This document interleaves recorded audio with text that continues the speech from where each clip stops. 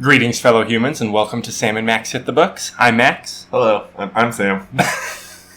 And we are here to review the comics that came out on the 16th of October in 2019. Last week was a little bit of a grouchy week for me, so let's see what this week has to show for us. Yes. We're going to start out with, issue 81 of Batman by Tom King and John Romita Jr. The issue that explains everything. Yep. Because in narration boxes in this issue, There's so much. but it's not, poetry or Batcat love letters or anything. This time that's true. It's Batman explaining the previous 80 issues of Batman and how everything happened and how many things he actually knew about but pretended not to know about. Yep, the plan. And a brief sidebar, I just want to mention that you remember the Nightmares arc? 8 issues? Yeah. So when the DC released the trade paperback of that, they didn't put a number on the spine. When you collect all the other ones, it's 1, 2, 3, the trade paperback collections. And this one, DC was like, you know what? I think people are going to want to skip this one. Nice. So, which leads into my point, which is that it doesn't matter if you can explain why Batman punched Tim. It doesn't matter if you can explain why all of these things happened when, we've been complaining in the past about these issues seeming nonsensical and why is Batman doing things this way? Yep. You can explain why, but if you take 80 issues to get there, you have to make the 80 issues more entertaining than that. At the end of the day, this should be issue 10 out of a 12-issue miniseries. Right. If Grant Morrison was writing this, every arc of the book we've had so far would have been one issue. Right, exactly. And, you don't just give the whole info dump at the end. You seed in little things. If we had a hint that Batman had trained somebody to be able to communicate through punches in the past, then that would be cool for that to come up again. Right. But as it's just, that's why that happened. It seemed like it could have been prevented a lot easier, and it's just back shark repellent at that point. Right. When you're pull it out of his hat. But actually, and then to let Gotham be ruled for so long by Bane, even with Clayface for some reason. The Clayface thing, I gotta be honest, was pretty cool. Is Clayface a good guy now? Did I miss that? You did miss that. Clayface is indeed a good guy now. He's been working with the Bat family in various functions. The previous arc of Detective Comics before we started picking it up was mostly about a team comprised of, I think it was Clayface and Batwoman and other B characters. Okay, that's fine. But I seriously doubt that Clayface as Joker could really prevent most of the atrocities that I assume happen. The thing is, I believe that this Clayface, as he is right now, isn't limited to, just being this guy. He could be, many people over the city all at once. That's sort of a hive mind of Clayface. Oh, okay. Well, if I put a change on things. I believe that's what's happening, which is why it's very, very likely that the Alfred who died is also a Clayface. Was a Clayface. Because that's the other flaw with this masterful plan. When I sent Damian into the city, and then knowing, if you didn't have that twist of, that wasn't actually Alfred, and Alfred's actually dead. Yeah, then you just set Alfred up for the slaughter. Then you let Alfred die. Right. You sacrificed him. Yeah, like a game of chess. So, the art's fine on this issue. Works good. It's my second favorite John Romita Jr. work this week. I give this a 3. Yeah, for explaining a few things. Yeah, I'm also giving it a 3. It wasn't full of bat and cat poetry, like you said. Yeah, it was an action-packed issue with twists and turns, decent art. But it's a little too late. Far too little, and far, far too late. All right. Next up, we're going to be talking about issue 1 of X-Men by Brian. No. Jonathan. Jonathan Hickman. Yeah. And Lionel Francis Yu. Lionel Francis Yu, yes. Yeah. Who, gotta be honest... not quite as good as what we were seeing in the Powers of 10 and House of X. But still not bad. It's fine. I don't have a problem with it. If I had a favorite panel in this issue, it's definitely the one that was like straight out of Next Wave, where Cyclops yells, "On your right, be careful. They're sure to be savvy. These apes all have PhDs." Right? As all the gorillas that the scientists turn themselves into are coming at them. Yeah, that was probably the highlight, funniest line for sure. As a lot of this is just, Krakoa. It's new, it's bold.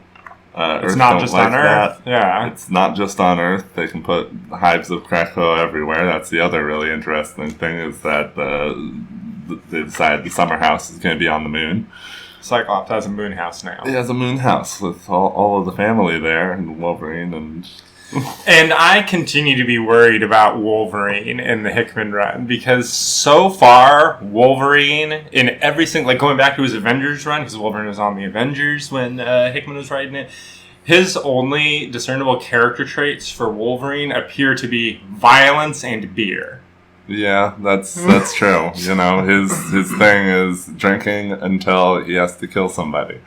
Or killing people until he needs to drink. Yeah, exactly. So, this issue, it's not as interesting as what we've been getting, but this is issue 1, so that's to be expected. It's still pretty enjoyable. It's pretty enjoyable, but as issue 1 of a new comic book relaunch, it's definitely asking you to have made sure to have read the previous miniseries. Right. Don't be one of those people who thinks that you can just grab this new number 1 off the stands and understand everything that's happening, because no dice. True. And also, we're probably looking at a few years of Hickman on this title, and he knows that we know that he's going to be here for a while, so he doesn't feel the need to make sure the number 1 is so grabby and full of things that it's going to get your attention and pull you in for a lot. He's just like, you know what? I know what I'm going to do, and just give me some time to do it. And it kind of leads to it being a little bit it feels like a middle issue. This is number 1 of X-Men, but it feels literally like a downtime issue. Right, from that's true. House and Powers. Right. No, this definitely seems like if you liked House and Powers, then you can do this. Yeah, we're gonna get you something here, but it's gonna take us a little while to warm up. Yeah, exactly. So, it's got its good, it's got its bad. Overall, I give it a 6. I'm giving it a 7. Alright. Okay. Moving on to Guardians of the Galaxy 10. This series, every single issue, I feel like it takes me 2 minutes to read them. It's so interesting, especially compared to Donny Cates' other work, which I feel like I'm spending more time with. The things move very quickly in Donny's Guardians. We get caught up on little baby Magus. I'm going with Magus. That's the pronunciation. All right, I might accidentally say Magus, but And he's funny and evil and powerful, and they're going to take him as backup to go and rescue Peter from the army of Drax the Destroyers, which is pretty cool. Yeah. Army of Draxes. Classic Drax with purple cape and, skull, neck emblem thing, and, it's fine. It's fine. I was honestly eh. Yeah, it's proceeding. It's doing what it's doing. This definitely, Cates is definitely, expending all of his energy on the other big titles that he's on right now. Yeah. I would say. I'm giving this one a 4. I give it a 5. Cool. Alright, so now we're going to be talking about issue 4 of Superman's pal, Jimmy Olsen, by Matt Fraction. Now, I believe you may have misspoken. This is, in fact, issue 4 of Superman's pal, Timmy Olsen. This is true. It's Timmy Olsen in this one. And Yeah, that's by Matt Fraction and I don't know his first name. Steve Leiber. Yeah. This issue, man. This was something. This is an interesting issue, as this is where we get really into Jimmy's new persona, Timmy, as you said, and in his new life in Gotham as the outrageous blogger. And, as far as outrageousness, he's 100% like annoying modern YouTuber. Like Worse, 1,000%. Right, exactly, because it's so much. He's just trolling Batman for one thing. The Batman trolling is a little bit much. Yeah, he's really going at him. Getting people to dress up as Jokers and come to the stand until Batman notices. I mean, he got punched for that one. Real good. And just yelling at Bruce Wayne, hey, is it true you're Batman? I love that. It's funny because as much as we see like Batman interact with Lois or Lex Luthor or Superman comes to Gotham once in a while, you never see really Jimmy interact with Batman in any way. No, never. But man, when Jimmy's leaning out of the car window yelling, "It's Manhunter! It's Manhunter!" Right. That's hilarious. It almost made it worth it to have been reading Event Leviathan just to be like on board for that punchline in this comic. Yeah, no, that was awesome. He steals the Batmobile's wheel. He gets arrested and Superman can't save him. Lois is trying to help him figure everything out. You know, it's doing a little bit of jumping between the backstory of before he got his dummy got killed. He tells Lois she can't smoke, right? So she goes to take a hit from her vape pen, and Jimmy slaps it out of her hands. And what does he say? That's for teens. It's for teens, Miss Lane. Vaping is for teens. Yeah. Oh my God. This comic had several laugh out loud lines. I really enjoyed it quite a bit. Yeah, me too. It's very funny and it jumps around a lot, but it's a good thing. Yeah. Him as the helicopter pilot when he got a job as Luthor's helicopter pilot, just so he could confront Luthor and then jump out of the helicopter. Awesome. Man, and I'm enjoying Snyder's Justice League right now, and Lex in power armor or Lex as a super evolved alien Martian is all well and good. Right, but Lex in a business suit with Miss Tessmacher that's my Lex. Like, you know. Well, I mean, that's everybody's Lex, to be honest. Well, not Scott Snyder's. Not in this case. No. But I mean, that's classic Lex. And yeah, we got a little bit of good classic Lex this week. Overall, I give this one a 7. I'm also giving it a 7. It was quite good. Enjoyed it. Cool. Yeah. Alright, moving on to issue 13 of The Transformers by Brian Ruckley, art by Angel Hernandez and some Alex Milne, who's very good. I always like to see his stuff. Yeah. I don't like to see Bumblebee with a Decepticon logo on his body. The gold and purple it's not working. Oh, yeah, especially the purple. I mean, that's just not Bumblebee's color. It's weird. You get that sequence where Sentinel Prime is back and he's like hearing from everybody he needs to hear from to get caught up on current events. And so far, he's been set up to be like sort of a megalomaniac, maybe somebody you don't want to cross, like a scary guy. Yeah. Right? A guy to be feared, right? And then we get this page of him having his hearings, and the art is like having him squirm in his chair, and he like slumps way down like a teenager who's bored at a lecture. And I don't like the way it undercuts the menace. Right. No. Well, a powerful ruler is, ruthless, but petty. Petty. He's going to the beat of his own whims, and you get that kind of thing. But I know what you're saying. They're showing us the reason why politics have stagnated to this point, and things are going to require a revolution. Essentially. Yeah, exactly. Alright, you may have turned me around on it a little bit. I thought the Petrified Titan was cool, sort of a callback to, I thought, Transformers Prime. You remember that show? Animated Transformers Prime, Beast Wars style, but Autobots. Yeah, I remember that show. And when they eventually found Unicron, it turned out Unicron, was Earth. but you would see like a stone giant Unicron representation, and I think this was a reference to that. Anyway, cool. Yeah, it's fine. It proceeds apace. It's neither bad nor good. Right. Well, this issue felt a little bit like it was settling back into its slow burn. Right, after things had been seeming to really accelerate the last few issues. Yeah. It's unfortunate. I would have liked to have a lot more with Sentinel and with the actual political things happening, and a lot less time figuring out exactly which robot might have been the murderer. Because we know who it was. So, yeah, 4. 4? Yeah, that's fair. Yeah, I'd give it a 4 as well. Alright, come on this week, pick it up. Now we're going to be talking about issue 3 of Absolute Carnage versus Deadpool by Frank Thierry, Marcelo Ferreira, and Jack Jadson. Man, Jadson, that is not a name I've heard before.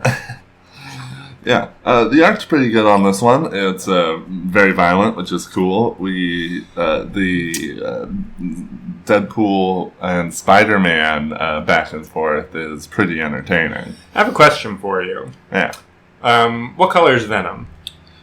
Well, Venom is black, but not pure black. He's a black of blue. Alright, so what color is Carnage? Carnage is red and black, but just red and black. Right. Carnage isn't red with just like extra dark spots on his body or dark red highlights the way that Venom has blue highlights. So Carnage a very good point. Is supposed to... Artists, listen to me. Carnage is supposed to be like... It's like Rorschach's mask. I know it's annoying. But it's not like Spider-Man where you have to like do it. Just go nuts on it. But you have to draw the black wavy patterns over the symbiote for it to be Carnage's symbiote. Right. He's like inks that won't mix together. Yeah, exactly. Like one and the other. I agree 100%. And it is weird when they just decide to make him red with very dark tones that go to black. I feel like even Stegman and I can't recall off the top of my head who's coloring Absolute Carnage right now, but they're also doing that where they're just making him red, and it's not right. It is not right. But Carnage has been, I feel like, depicted as just red for a really long time. It's true. It's just really annoying. It is, because we want him to have his classic look, because his classic what look is, it's scarier. Yeah, Bagley, the original Bagley design with the black lines over it, where his whole body was Rorschach's mask. That genius. Like, do it. Take the time. Don't just make him this red blob. Anyway, back to the issue. It's pretty funny.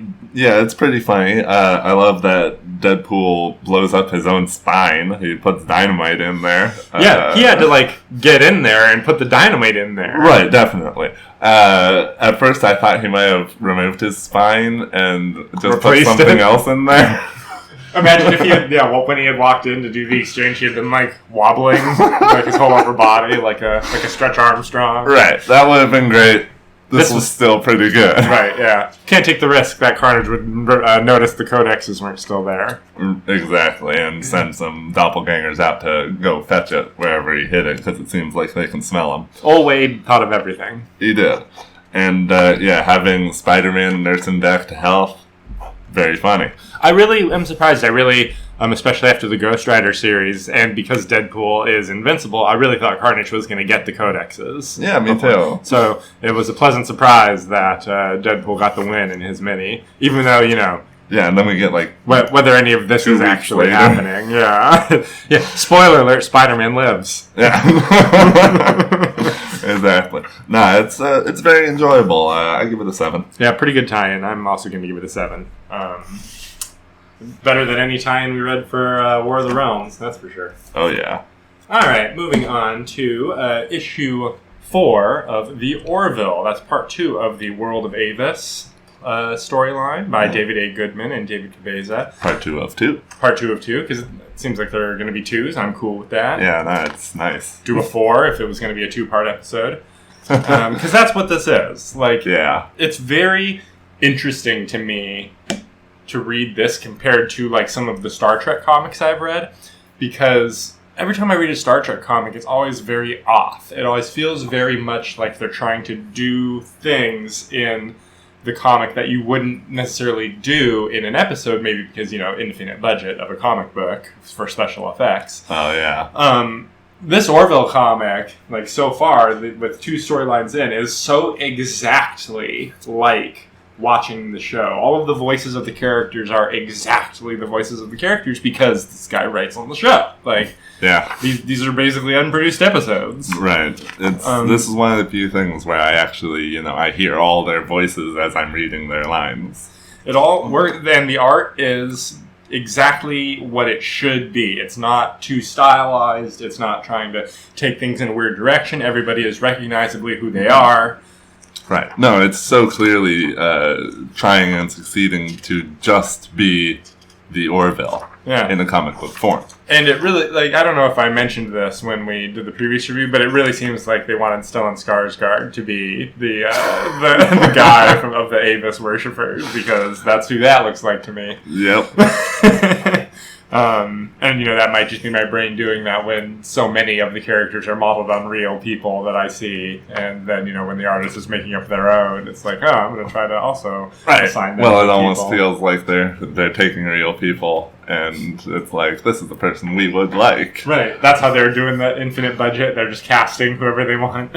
Oh man, it would be hilarious if we had this woman that Lamar knows show up in the show in season 3. And it's just like they have a backstory. Interesting. Yeah, maybe they even considered casting, and so they drew the person who... right, somebody they actually cast.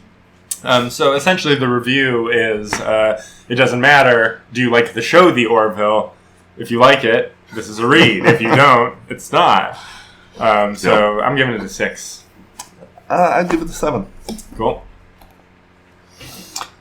And moving on, we are talking about issue 34 of the Justice League by Snyder. Which Snyder is it, Sam? Which Snyder is it? It's, I don't think it's Zack Snyder. It's not Zack Snyder. The other Snyder, but I can't remember his first name. I'll give it to you. It's Scott Snyder. Scott Snyder. Yeah. Right. Alliteration. Scott Snyder. And I really should mark the pages where the names are on. Yes, of course. James Tynion IV is also writing it. Always good to see James. And did I tell you he's taking over Batman for Tom King after Tom King's run ends? You did not. I am very happy to hear that. James Tynion IV is awesome. Yes. Congrats to him. Yeah. Bruno Redondo and Howard Porter are on the art for this issue. Oof, this issue. Things are epic now. Yeah, a lot of things happen in this issue. Because, of course, we've got heroes fighting in 3 time periods. We got the heroes of the past with the Justice Society of America. I really liked that part because I really liked that they convinced Vandal Savage to help them instead of having a fight. Yeah, that was awesome. Yeah. And that they gave the line to John of the Green Lanterns.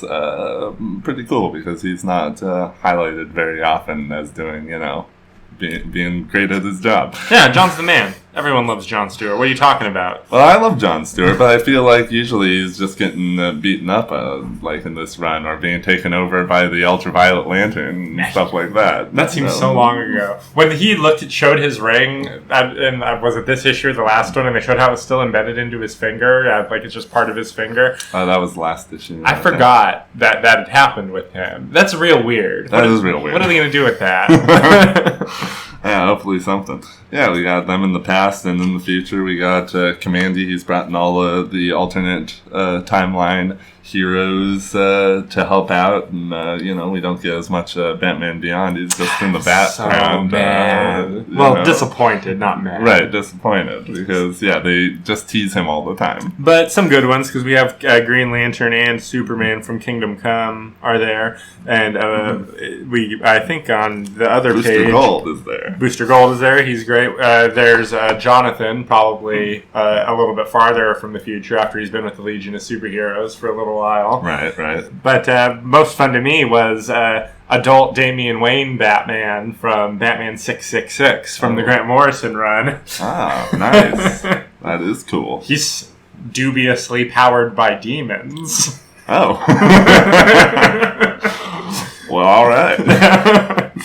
Yeah, and in the future they're fighting the crazy Brainiac, a giant robot skeleton, which I love the way they're drawing him. He's cool. He's frightening, and of course, Hot Girl.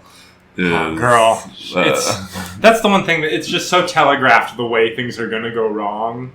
Right, because she's so into defeating Luther when obviously if they just do their plan, he'll be defeated anyway. Right, and they have Starman say, like, between the last issue and this one, like, 7 times. Like, Hot Girl, you better be ready at the exact right moment or nothing will work and everything will be doomed. Yeah, don't expend all your powers. Right. Okay, you've started to do it, but you haven't quite, like, fucked up yet. As long as you're still careful, even though you kind of skirted the edge, like, just don't do this one thing. And she did it. And then she did the thing. And then, all is lost. But then all the Starmen connect together. All is briefly not lost. So you think, they're still doing some stuff. They got all the Starmen, and you got the Ultra Monitor stopping Perpetua from being able to join the fight and end everything all at once. Did you notice in Jimmy Olsen, a couple of the panels was him like stealing the Starman rod and bouncing off the side of that van? That's Grayson.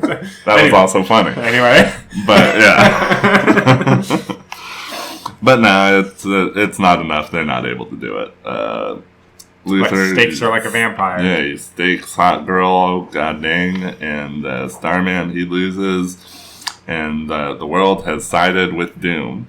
And then for some reason, most of the evil terrifics are highlighted in like many of the pages of the multiverse imploding. James Tiny in the fourth. He isn't writing that. All right, he's just on some of the issues that were really good. But but it is funny that we got the evil the evil Dr. T. Yeah. And Bizarro with his armor. And the evil Metamorpho who only looks like himself.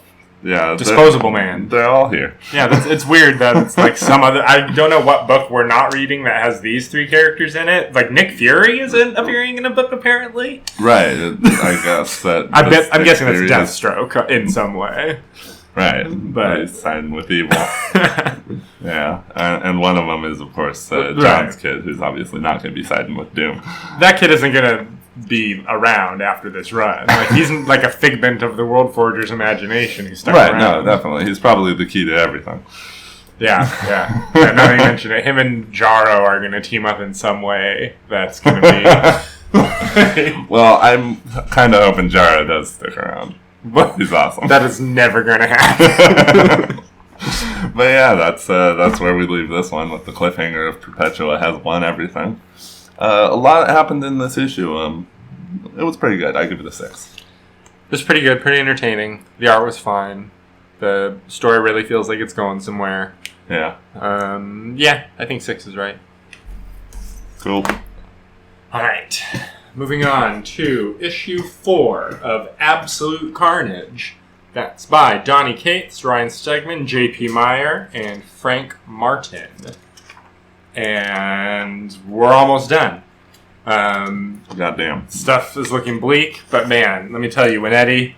Okay, so Eddie says to Spider-Man, there's some anti-symbiote tech in here pilfered from this old outfit called the Jury. Spider-Man fucking knows who the Jury are. He was there in the first arc of Lethal Protector.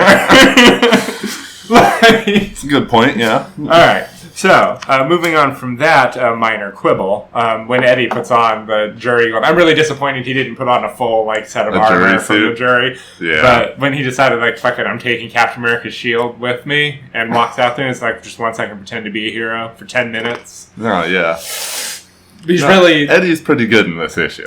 The character of Eddie Brock, this is becoming his big redemption arc. Yeah, it really is. I agree completely. The Venom symbiote's been a lot of places in the past that aren't with Eddie, and I feel like this is the time when they're no, we're gonna solidify the relationship between the symbiote and Eddie as equals, and I love that. I like it a lot. It's great. And especially when the overconfident symbiote fucked up and its team up with the Hulk didn't work out as well as it hoped it would. No, in fact, Venom Hulk kind of got warped. You are not wrong. And pretty grossly, too. Like, Carnage just goes, like, physically into his brain with his tongue. Like, very disgusting. Oh, yeah. What did you think of Carnage powered up by the Venom symbiote? Well, I think it's pretty cool because we got 3 symbiotes and a bunch of codexes here now because it's Carnage, it's the Grendel, and it's Venom all together, and we're getting this crazy armor out of it. Yeah, I really like the twistiness on the arms. Like, he is looking more and more like Null as things. Right, that's true. And when Cap shows up and puts his hand on Eddie Brock's shoulder and tells him, "You did a good job, Brock." Right, but I'm going to need my shield back. But that is just as good as in Absolute Carnage when Spider-Man is beat down on the field and all hope is lost, and then Cap shows up and reaches out his hand and says, "Hey, son, like, I hear you could use some help." Yeah, no. It's even better because of Eddie's history in this case, that Captain America is here to praise him. It's wonderful. Mm-hmm. And then Eddie goes and he gets all of the codexes that have been extracted by the Maker's machine so far, because Maker was obviously storing them and not killing them. I mean, come on.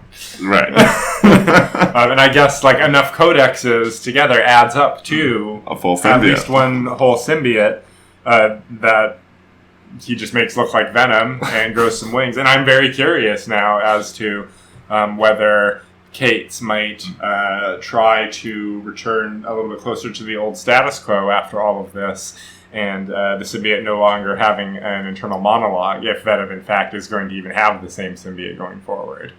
Because, the symbiote at the end of the day, that's a character you could kill in this arc to make it more meaningful. And Eddie, all he would need is to have another symbiote that has the right look, and you still have Venom technically. And if he didn't have like open communication with it again, it was just like how it used to be.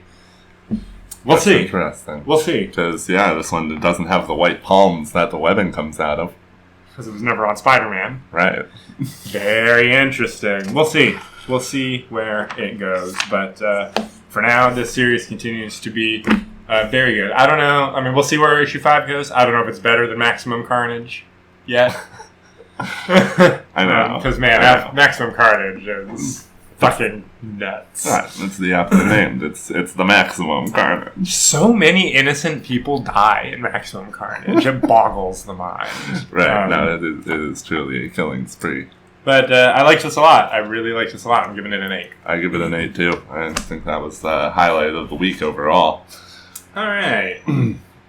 We're moving on to Tales from the Dark Multiverse, Batman Knightfall, issue 1, by Scott Snyder and Kyle Higgins are the writers, with Javier Fernandez as the artist on this one. And I would imagine that Snyder's input was mostly like, hey, here's another idea I had for a Dark Multiverse Batman. Kyle Higgins, why don't you script this? Right, so this one's interesting. We're in an alternate universe, obviously. One of the Dark Multiverse era things. We get a little bit of recap about all of the Batman Dark Knight becoming the Batman Who Laughs stuff, but it doesn't seem to go mostly with that, because we're getting an alternate universe where after Bane came in and broke Batman's back, a pretender takes on the role of Batman. Azrael. Right, Azrael becomes Batman. It's interesting, Azrael showing up in all these things now between this and Curse of the White Knight, too. Yep, lots of Azrael. And then when Batman comes back to try and be Batman after he heals from his back injury, Azrael beats him. Which is not how it went down originally. Of course not. So that's what creates this different universe, where 30 years later, Azrael is the new Batman. And Saint Batman, and he's closed the borders of Gotham and turned it into a police state with him in charge. and he's been keeping Bruce Wayne alive. Very gruesomely. Real gross. In Wayne Tower. This was a Scott Snyder idea for sure, because he loves disconnecting people's heads from their torsos in future apocalyptic scenarios. God. Yeah, Azrael, he's taken over all of Wayne's shit, and he's got Batman as just a head and a torso disconnected in the top of the tower. Yeah, and like, to be clear, the head is like lifted up 3 feet away from the torso, and also the back of his head has been removed and his brain is being suspended like several inches out the back of his head. Yeah, it's gross. It is terrible. Yeah, apparently Azrael, at first he just took a different limb every year, but it's been like 30 years, so there's really nothing left to take. He just comes up and says, hey, if you tell me that that I was right, then I'll put you out of your misery. And Bruce Wayne just won't do it. He just won't do it. Luckily, he gets saved by Son of Bane. Son of Bane. Who can just Bane himself out. Pretty funny. Pretty naturally. I kind of like him, you know?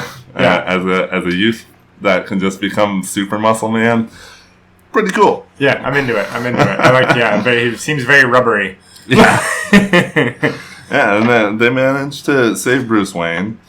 But not take over everything, not beat Azrael, who has been taking so much venom over the years that when he doesn't have venom, he's all coughing and weak and stuff. That when they put that machine down and they're like, we have a way that you can be Batman again, like for Bruce Wayne's head and torso after they break him out of the tower. And then on the next page you see Azrael doing his thing and he starts having this vision of Saint Dumas. I really thought that was like Bruce, like, beaming, like, a vision because he knew Azrael was crazy and he wanted to, like, undermine him. Interesting. But, no, that's not what it was, because it was a machine that has turned Batman into, like, nanobats. Right, which is crazy because, now Batman is just flying around as nanobats with a pretty evil face, and it seems that Batman has been broken. He's pretty evil, which is interesting. Azrael, he rips off Bane's son's arm so they can get more... Drink the venom from the stump. Just take the blood into... man, gross. There's lots of gross things happening, and evil Batman. And goddamn. Yeah, because as soon as they win, evil Batman slaughters his allies. Yeah. Although he has justified it in his insanity as his bats are, like, absorbing their genetic code into himself. So he's not actually killing anybody in his mind. He's just making them part of himself. So he's gone Batborg. Yeah, this issue started out exactly like I thought it would, and it ended nowhere close to anywhere I could have possibly predicted it might go. Right. Which is pretty... that's a compliment. Right, that's definitely points in its favor. What'd you think? What I think, I think it gets a 6 from me. Interesting. Yeah, I'm gonna give it a 6 too for good ideas. Pretty cool, nice little Elseworlds one shot. We'll see how long it takes for Batman the Broken to show up in an intercompany crossover or in a large splash page of Batman from Evil Realities. Yeah. Not bad. Pretty good art.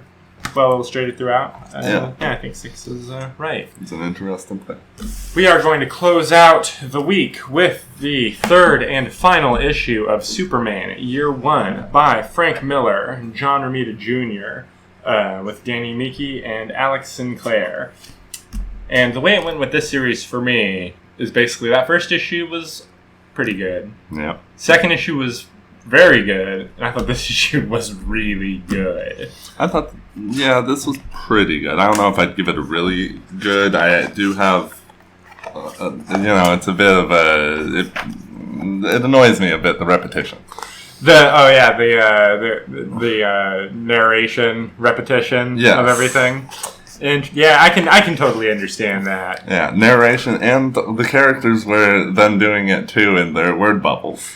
It's true. But Romita's art in this issue really worked for me in a way that it didn't work as well, and especially issue 1 when he was drawing a lot of little kids. I agree with that too. But whenever Superman's in costume, it looks great. The sequence where he's putting together his Clark Kent disguise is great. And then he's Batman for a few pages. I thought it was very interesting that Frank Miller, when showing Superman, having his early adventures in the city, essentially, he does a really good job of going back to, like, the golden age idea of Superman, like, before everybody got all these thoughts about what Superman was in his head. Here's a dude who's gonna try to do good, and you can go to the city, and what do? You can go stop a bank robbery. Right, causing a lot of property damage in the process, but still you stop the robbery. Frank Miller also in this issue is a very old man about phones. There's a couple of scenes where, there's the one where Superman mentions after he say the thing about, real good parents leaving you with a cell phone for me to, what do he say? It's like a baby and it has a cell phone on it. Right. So that you can put the locator on it and leave it on a rooftop in his cape. Which he does twice. He covers Lois in his cape when she's freezing, and then when he saves the baby, he leaves it cradled in his cape as well, which was interesting. The cape overall I thought was very interesting. I like the way that Ramita is illustrating in some of the sequences where it seems very flowing in a way that where usually people have the cape billowing all the time. True. The cape definitely seems like it's moving like in a smooth motion, which adds to the smoothness of the motion that he appears to have. Right, and if he's moving towards it, it's wrapping around. And the rain really makes it look awesome.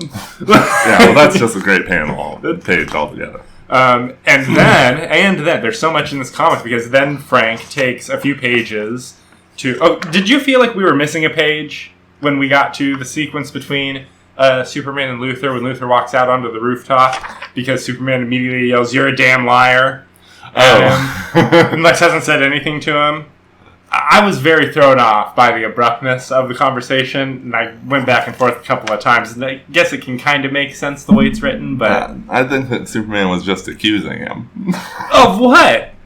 I don't know. Like, Lex has not been mentioned? Right, well, they're in LexCorp. Well, that's where the hostage was taking place. That's funny if maybe just the fact that he walked out there so calm, and Superman can tell from his biorhythms how calm he is. He can already tell. That way. Yeah, okay, all right. It's possible, yeah. Anyway, we get basically 8 pages that amount to Batman v Superman: Dawn of Justice. Yeah. The exact plot. Essentially, except it doesn't work at all. Right, except it doesn't work at all, which is how it should be. Well, to yeah, me, that's Frank Miller making the statement of no, that whole thing is dumb. Right. This is how it would the fact that it seems like it's working at all before Wonder Woman shows up felt like going backwards. A little bit, but I gotta ask, what do you think about Frank Miller?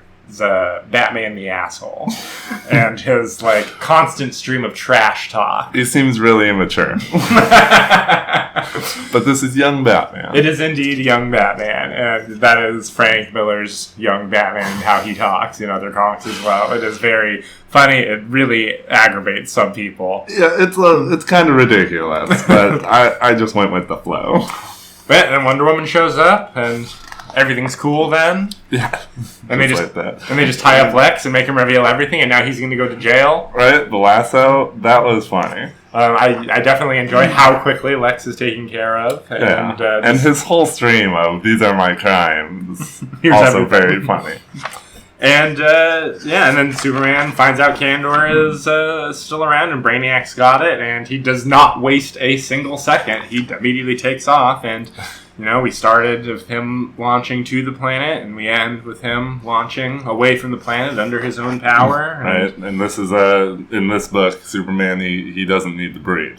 We established that before, so he can just go up into space. We have definitely established that.